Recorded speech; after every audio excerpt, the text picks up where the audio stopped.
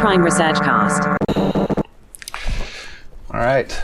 This is the week of July 12th, 2020, and welcome to the STEMPrime Researchcast. Let me make sure this is plugged in nicely. Yeah, it looked a little loose there. Good, good. Excellent. Have some water. All right, episode number 8. This is the proactive, green, and practical production model. So we're going to talk about production in general, across the board. And first, we're going to take a bit of a different approach with this episode. In that, we're going to just simply think about what we're missing in today's production culture as far as, medicine and that sort of thing. And then we're going to kind of develop what the best production model that we could possibly ever desire would look like. Okay, but before we do that, let's go through a couple of things here. First, as always, the STEMPrime Researchcast is an exercise in research transparency. That being said, we adhere to the no pass directive, which is my way of saying no placements, ads, spots, or sponsors. So the STEMPrime Researchcast and all STEM-related activities. So, the AI STEM drive, the STEM app economy, the TerraPrime and STEMPrime simulations, and all of the research that we're going to be doing. It's all fully self-funded, created, and developed by Phobos Technologies. Okay, please subscribe to the Researchcast, like and share this. Okay, and as a reminder, first I'd like to thank everybody that has been following us. Without you, STEM theory is just another leaf fluttering around in the wind of nonsense out there.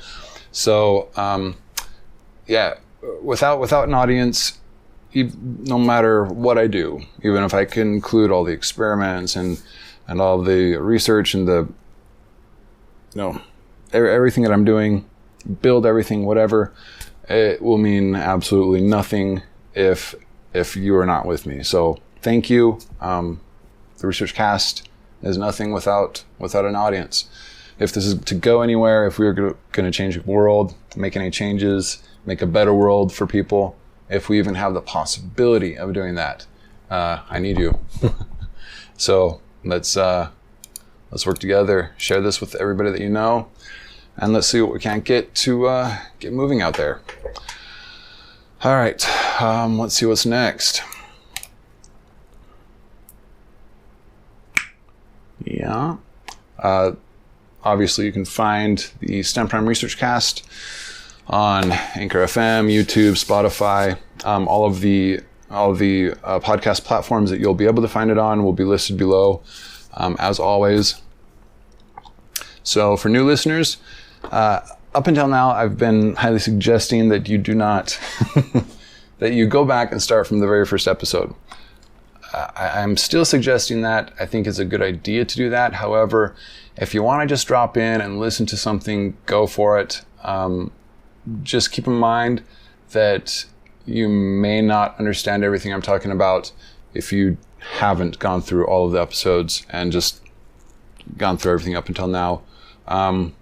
The STEMPrime edibles that I've been putting up, all those are just clips, significant clips from each of the episodes. So if you want a quick way to just kind of catch up, you can just go through the clips, or the edibles, as I like to call them. All right. What next? Announcements. Announcement. I love water. Okay, announcements. We've got a few announcements this go around. The first announcement is a reminder of the contest, of the post-scarcity contest. Now, this is, okay, The Researchcast has a new URL. If you're not aware, it is STEMPrime with the dot before the ME. So STEMPRI.me. That is our new URL. That is specifically for hiccup / burp, almost, I guess. That is specifically for the Researchcast and the research. Okay, STEMdrive.ai is specifically for from now on, the production of the STEM drive. What is happening there? Okay, so, also, for the contest, I will be putting up a entry form. Okay, if you are interested in the contest, go to STEMprime with the dot before the ME and enter your information into the entry form.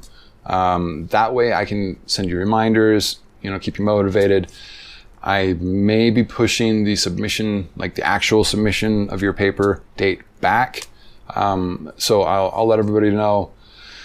I've just been really busy. I haven't been paying a whole lot of attention to the contest, but if you're not aware of the contest, go back. It is in the YouTube or wherever you're listening to it. If you go to currently, I'm going to be moving it. So either STEMdrive.ai or STEMprime with the dot before the me. There will be a post there specifically for the contest. So you can go there, enter as a participant, okay, for now. And all the rules, explanations, the video, it's all there. So you will know what the contest is, how to do it, what we're looking for. So third, newsletter. Newsletter is happening. Okay, what this is going to be is simply anytime I release a new episode and the associated edibles, I will notify everybody. Every time I release a new supplemental, I will notify you. I will also send out notifications and updates on the studies when they begin. I'm planning on this first study, it's kind of like the predecessor to the STEMprime and TerraPrime simulations. And I'll get to that in a second, but that sort of stuff, and any significant findings, any sort of whatever, right? I'm gonna let everybody know. Okay, what else? Yes, okay. So, go to STEMprime with the dot before the me and subscribe to the newsletter. For this episode, before the next episode is released, if you subscribe before the 22nd, I will enter you automatically into a drawing for stickers. Okay, I'm going to start doing a drawing for stickers with each episode. And if you have not seen these are the stickers. If you win the drawing, or win, right? If I draw your name, you'll get these 3 stickers. So you get the box mountain, the cube mountain one. I should probably turn these lights on, huh? I wonder if this is a very dark video. It might be. You'll get the blue cube, and you'll get the full color cube, the STEMprime Researchcast stickers. So for each episode, I'm going to be giving away these 3 stickers. And if you are, if your name is drawn, you will get this. It'll be very cool, fun, good stuff. Now, go back into your casing, guys. Okay, there we go. Cool. All right. So, however, after that, so for this drawing, right, all you have to do is go and sign up for the newsletter. However, after that, if you are a member of the newsletter, you have to be a member of the newsletter first. Before, after each drawing, I will send out a notification for the new drawing. You'll have to click on the link within that email to be entered in for the drawing for the next go around. If you win stickers, give it a bit before you enter another drawing, just to give everybody else a fair chance to get some stickers. So yeah, the newsletter sign up form and the newsletter information, everything. You can sign up for the newsletter on the front page as well as on the newsletter page, but the newsletter is going to be at STEMPrime with the dot before the me/newsletter. So that link will be in the episode description below. And okay, so fourth, yes. So our first study. Oh dear God, jumping in. Here we go. Okay, so I'm preparing the very first study. It is, as I said, the predecessor to the STEMPrime and TerraPrime simulations. I've put up a job offer with a couple of local colleges, universities, for a research assistant intern. So, things are happening. Cool, excited, fucking crazy. All right, so without further ado, let's jump into the lecture.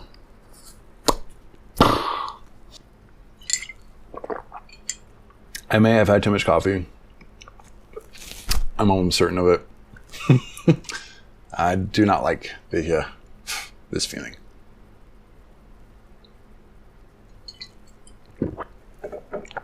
Okay. Should I turn on the light? Is this terrible? It feels dark. Whatever. We'll just have a dark episode. Every episode has to have a dark episode. Or whatever. Doesn't matter. Moving on. Okay, so this is the proactive, green, and practical production model.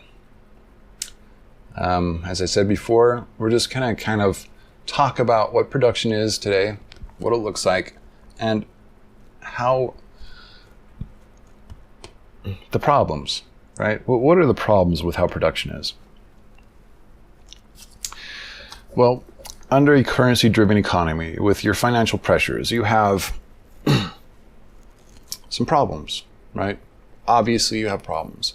One of those problems is the need for cheaper and faster.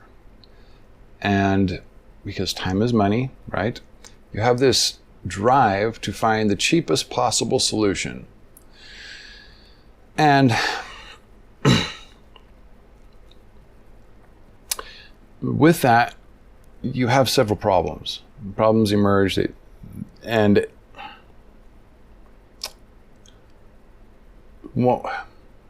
cheaper and faster isn't necessarily a bad thing.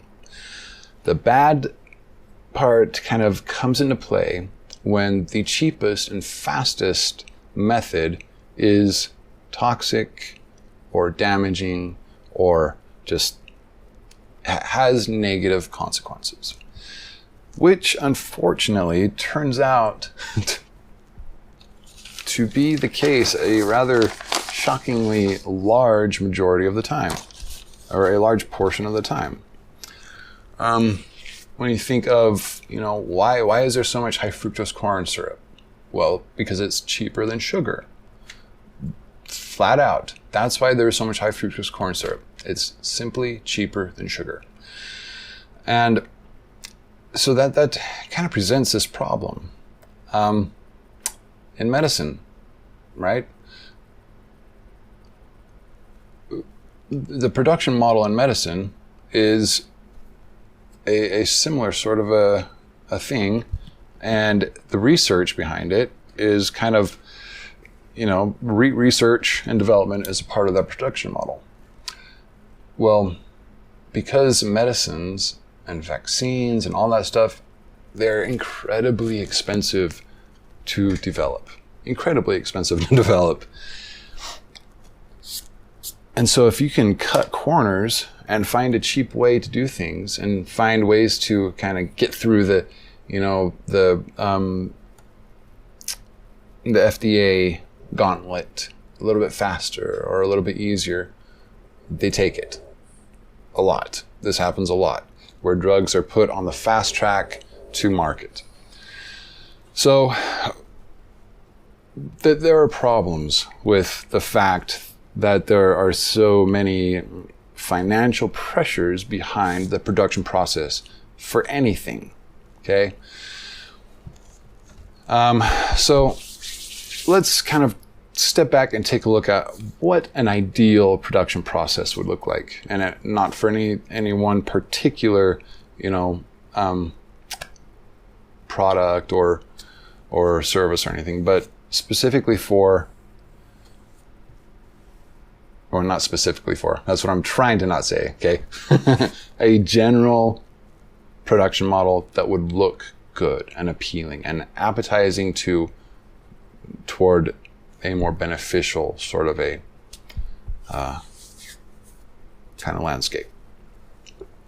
So we want something that's green, something that doesn't hurt the environment, something that maybe even helps the environment, in the process. We want something that is not toxic for people. We want something that produces, delivers anything that is more healthy for people. Now, okay, before we go further, let's talk about what production looks like. Like, what is production? What are we talking about here? And in general, we start with the search for material. So we have the search for material, and then we have the material itself. Okay, this plays a role, and we'll explain why in a second. And then we have the extraction or collection or gathering of that particular material. And then we have the processes.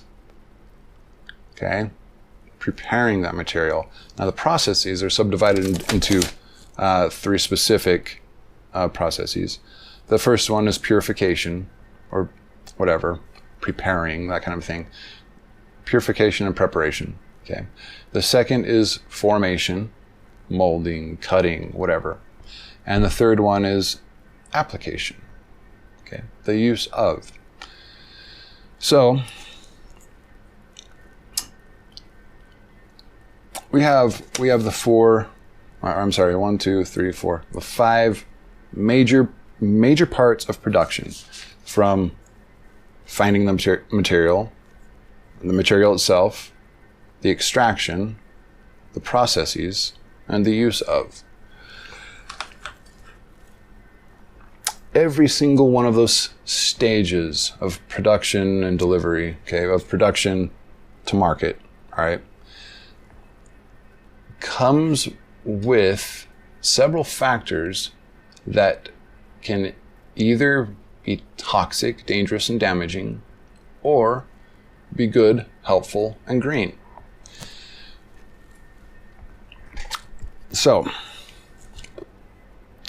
without consideration for any sort of financial pressures, okay, without worrying about whether or not it's going to take long or whether or not it's going to be expensive, we're throwing all of that to the side for now.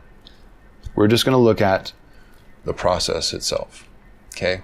First, the search for the material, whatever it is. Okay. Sometimes you don't need to search for it. Sometimes you're a farmer and you grow it. Sometimes you already have, excuse me, I have a tickle on my nose. Give me a second. Neat.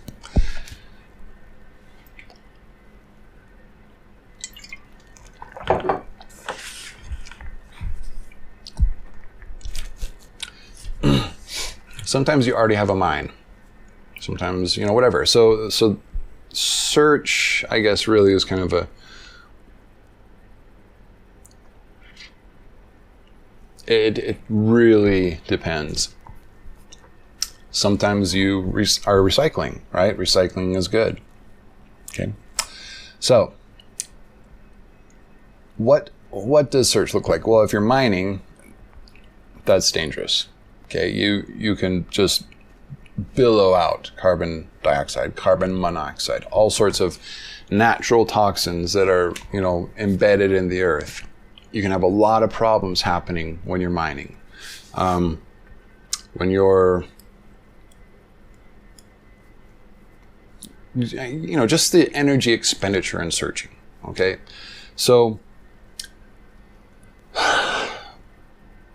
depending on what your industry is, developing a clean, green way to search for your material is ideal in this context, what we're looking at here.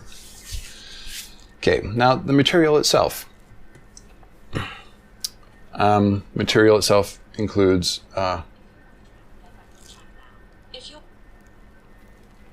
so you're gathering arsenic for chemistry purposes, or mercury, okay, any sort of radioactive material can all be extremely dangerous. So the handling of the actual material itself needs to be taken into consideration. So now you want to find the best possible way of handling that material that is the safest possible way. Often it's not fair, it's not cheap to handle certain materials. It just simply having the material safely and contained and holding it can be an expensive process. So, but we're not worried about that. We're just doing it the right way. We're just doing everything the right way. Okay, this is our production model. Now, okay, the extraction of your material, same sort of thing. Okay, you have with mining, you're digging into the walls, all sorts of problems. Like kind of covered that, but material. When we're talking about material, we're talking about the material itself, whether or not itself is toxic, and so that kind of leads to the containment of. Now, the extraction of the material, if it is a toxic material, needs to be handled correctly. The extraction, I keep doing that. I keep setting my pen on top of it and then lifting it up to look at it. All right, now we have the processes, okay? So after extraction and containment, blah, blah, blah, you have purification. Sometimes you don't need to purify it. Sometimes you do. It depends on what your material is that you're working with here. Okay. But most of the time you're wanting to purify your material, whether it's lead or tin or tin, you're actually going to want to make tin, or gold or platinum or uranium or plutonium or wood, even, just harvesting wood, whatever. Okay. I guess purification, you can't really purify wood, but so that's why I keep forgetting purification or preparation. Okay, purification or preparation is the first process. Formation, cutting things up, all right, molding things, bending, whatever. So you're forming your product, and once that's done, then you have the application where you put your whole product together. You're putting all the parts together, building it, constructing it. You have your final product, boxing it, shipping it. Okay, and then your final thing is use. Well, within this product or production sort of model, okay, you also have the engineering aspect of it. And, kind of, we've already touched on this in a few parts, but you want to design this whole process in a way that today you want to do it in the cheapest possible way.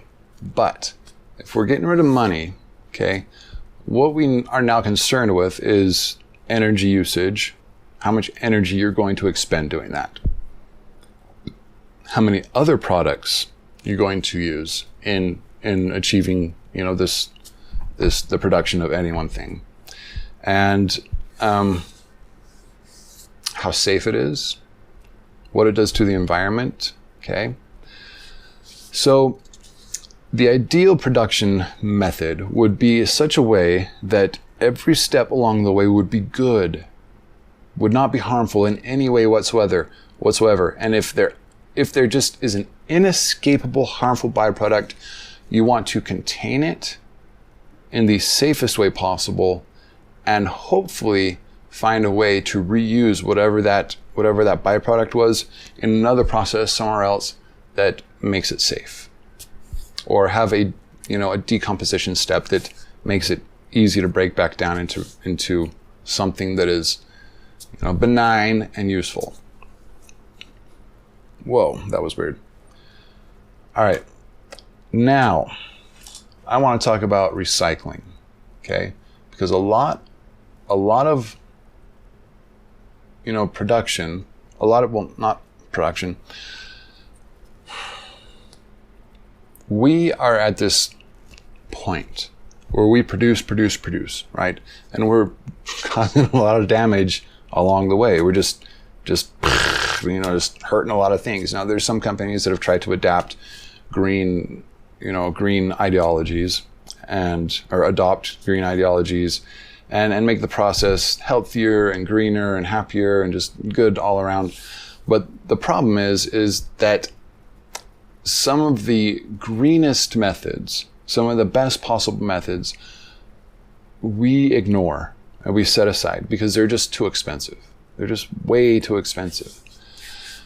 So the ideal construction of any one product would be in a way that adheres to all of these safety mechanisms and best possible practices and healthiest possible practices without any regard for how much it's going to cost. Okay, just don't even worry for how much it's going to cost. What we are going to worry about is how much energy we're going to use. We need to devise a way that is uses as little energy as possible. We also want to devise a way that is not wasteful. So we want to make something that is just, uses up every little scrap of everything. You're not, creating all these byproducts. So this is going to take a lot of engineering. But because we're not worried about how much money up front, how much money we're going to use on this, it's not a big deal. Engineers could spend years and years coming up with a model to do this right and continue to refine the process. And that is no longer a problem. Obviously there's some things you just can't go that far unless you had infinite energy. But now the money bottleneck isn't there. Now we can focus on safety and productivity and making things the best possible way. And here's kind of the kicker.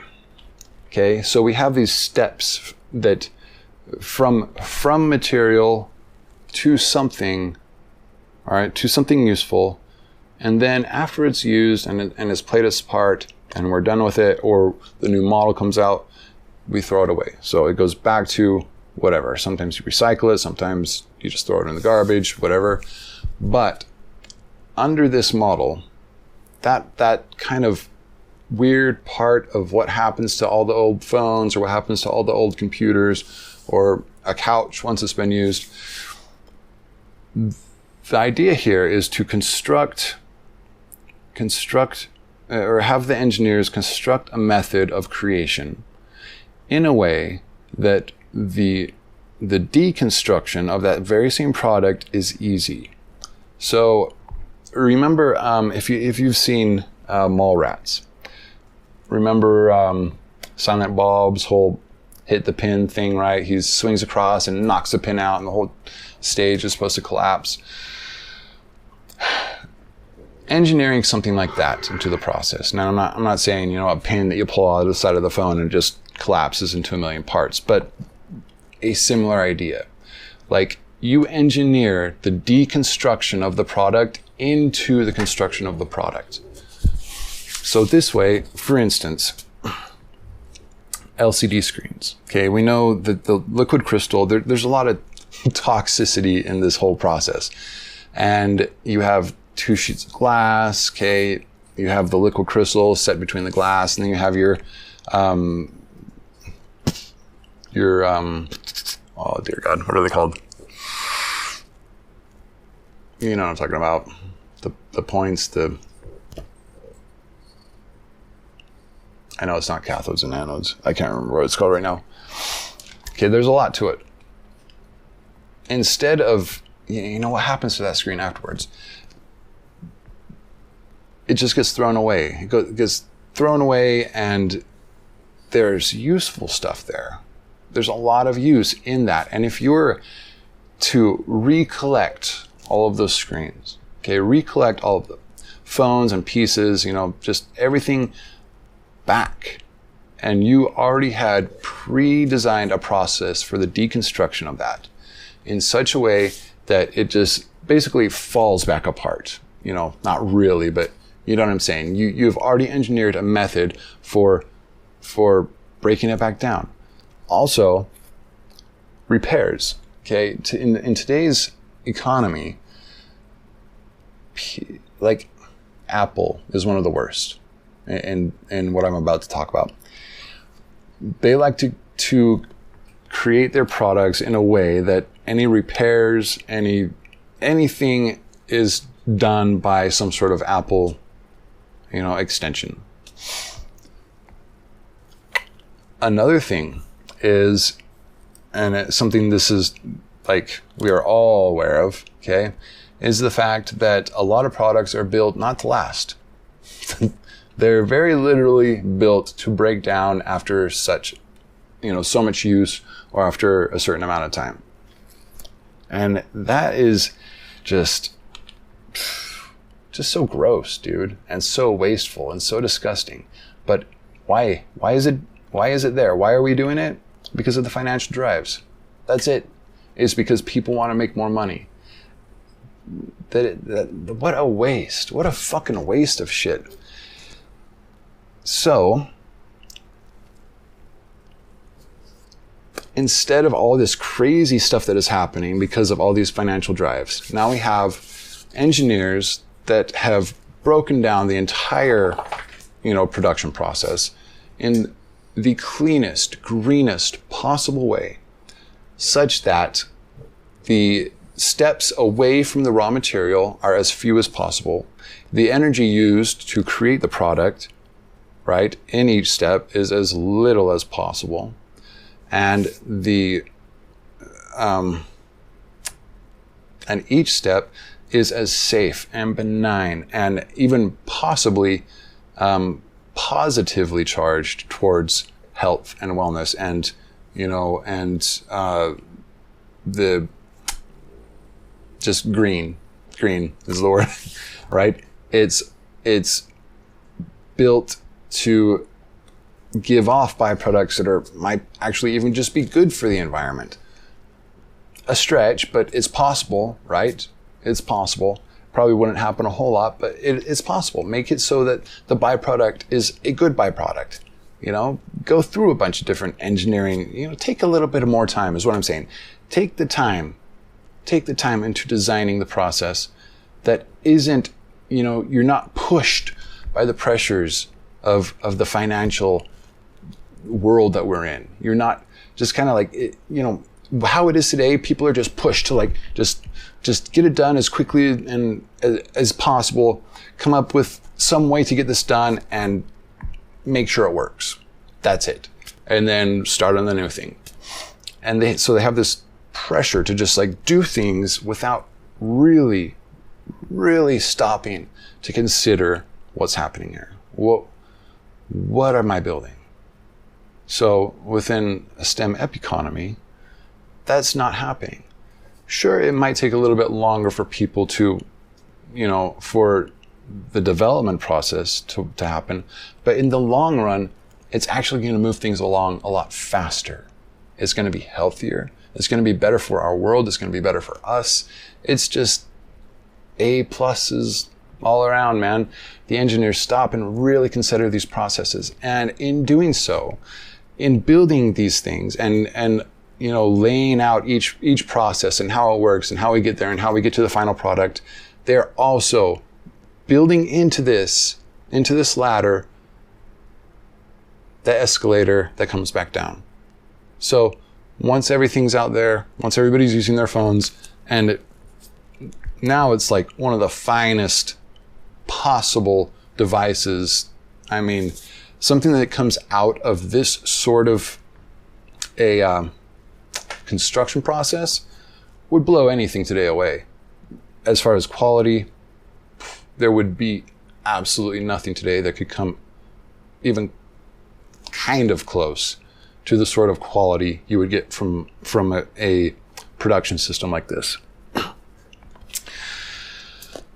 So now it's because now the deconstruction of that very same thing, right? When the new model comes out, you put out a recall, people send all their phones back or their computers back or whatever, and you already have an assembly line specifically already pre-engineered specifically to deconstruct that very thing. You just toss it in, puts it in a bath of whatever sulfur dye, blah, blah, blah, you know, and which gets rid of this, and then you drain that off and put it in the bucket this, and that helps with the next process. And then you pull 3 pins out and the thing fillets open, you know, then you pull out all of the aluminum slides, store it over here because we're going to use those for the next model. And it's just, it would be a completely different, you know, sort of thing. You have green up is green up and green back down. And everything around it is just healthy, good for us. There's no dumping. There's no blowing shit into the atmosphere just because, okay? Now the focal point here, the sort of the drives here, now that they're no longer financial, now your drives are to be kind on energy, use as little energy as possible, make it as efficient and effective as possible. Quality. You want to make just beautiful, beautiful products. It's almost a pride thing. You just want to make the most amazing product. You want to make it so much better than the last version. And it's not just, you're just kicking out new versions every year because you want to make more money. You kick out a useful version that's upgradable, that can be used for years. Okay? And you can upgrade it in any hundreds of different ways. It's not designed to fall apart on you. And it's made so that if you want to do your own repairs, you can. In fact, it's made specifically to be repair friendly. If you want to sit down, watch a few videos, and make your own repairs. Think about the Samsung phones. I think I have an old one here. If you remember this, the Samsung Edge, the screens on this fucker, you cannot repair this screen at home. In fact, I've got another one.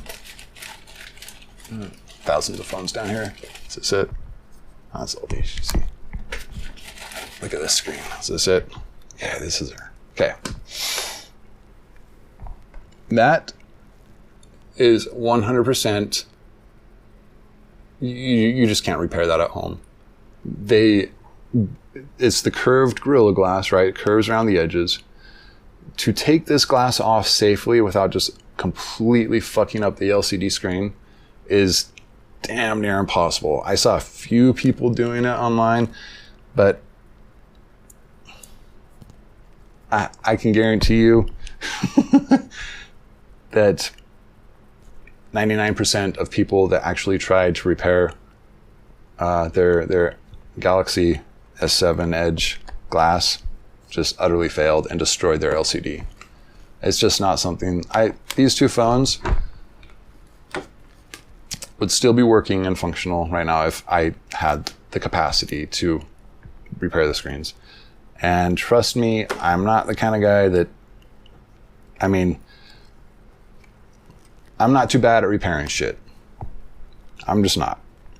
And this sort of, I didn't even want to attempt it. Nope. That sort of thing wouldn't exist. And if it did, there would be a reason for it, and there would be a method available to the public to repair it themselves if they wanted to. So, that is sort of the foundation of the proactive, green, and practical production model. It's not a specific production model, it is a general production model that would be the basic sort of, approach to producing any one thing. And it would so radically alter everything.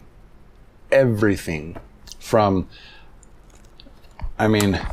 this keyboard. This is my favorite keyboard. I've purchased a few of them.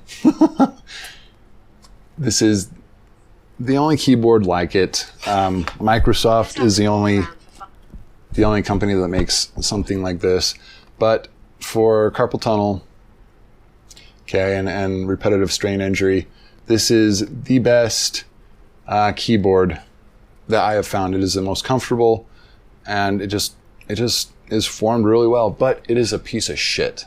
Straight up, this thing is just the flimsiest, shittiest. This plastic here is like, I don't even know how to describe it. I tried to take one of these apart once and I just shattered the whole thing. It was just so crazy. Just such shitty, there was no craftsmanship. There was a design, and they just have machines making it, and that's it. There's nothing there that's crafted it. The original engineers that designed it, that's about all the craft that's there. The rest of it is just shit. Now, I'm not saying that you can't have quality from machines. You can. What I am saying is that if this was designed under STEM economy, designed and produced under STEM economy, this thing would be a fucking workhorse. It would be so resistant to breaking and shattering. It would be light. It would be perfect. It would just be so much better. The design would be almost unimaginable to us now. The expensive materials to create a robust keyboard like this, right? The carbon nanofibers and everything like that would cost such a ridiculous amount of money. But in an economy, you could actually do it, and you could do it fairly, cheap as far as energy and material. It's carbon. It's fucking carbon. It just is a little bit more time consuming than other things, but it wouldn't be, a $3,000, $5,000 keyboard. It would be a well-built keyboard, built to last and built for just everybody. If you needed a keyboard, you just get a keyboard. Okay, that's not exactly how it would work, but yeah, we should probably do a video on that soon, huh? On how that whole thing works. Anyway, I just wanted to get that out as an episode because I knew it was going to be a long one. It was going to take a second to really explain that. So that is the episode. Yeah, that's that. Thank you everybody for watching. I will be updating everybody on the new study and how the whole internship goes. Hopefully I get a cool intern that is interested in this stuff, that wants to, get some credits and help out. Unfortunately, I cannot pay anything, but I will do everything I can to make it worth his while. His or hers. Okay. Again, yes, thank you everybody for watching. Ugh, was that a fly on my forehead? How long was that on there? Gross. Again, this is not just me doing this. This is us doing this. Like, you are valuable to me. This really is nothing without some sort of audience or viewership, or without the public at least being aware of this project. As I always say, and have written down, the success of the Researchcast, of the STEMPrime Researchcast, depends on you. Just as much as it does on me. So, again, please subscribe, like if you like it, share this if you find it interesting and you think your friends will too, and be safe out there. We're still having a lot of problems. I heard that the WHO recently, where did I hear this? I can't remember. Recently estimated that our pandemic issues with the pandemic and with this whole problem are not even going to be,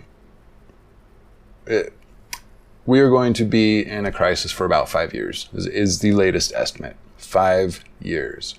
So please be careful out there. Whatever you're doing out there, just be careful. Keep your masks with you. Just do what you're supposed to. Let's do what we're supposed to and get through this so we can start building a better world. All right. Much love. Take care. I will see you guys next time. Bye-bye.